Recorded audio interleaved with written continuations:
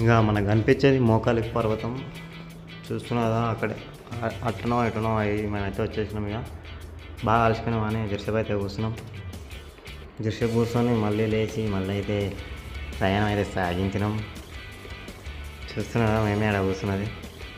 ఇక పర్వతం దగ్గరికి అయితే వచ్చినాం. మోకాలి పర్వతం, మోకాలి ద్వారమా ఉంటుంది, మోకాలి మెట్ట గోపురం అంట. ఇక నేనైతే ఎక్కువ ఎక్కలే, ఒక 11 ఎక్కిన. మనం ఎక్కువ రిస్క్ అయితే ఏం తీసుకున్నాం. 11 మెట్లకి చాలా అనిపించి ఇక బంద్ చేసిన. చూస్తున్నారు కదా, మోకాల మీద నడుస్తే మాత్రం మోకాలు మస్తు నొప్పిలేస్తాయి అని ఇప్పుడే తెలిసింది నాకైతే.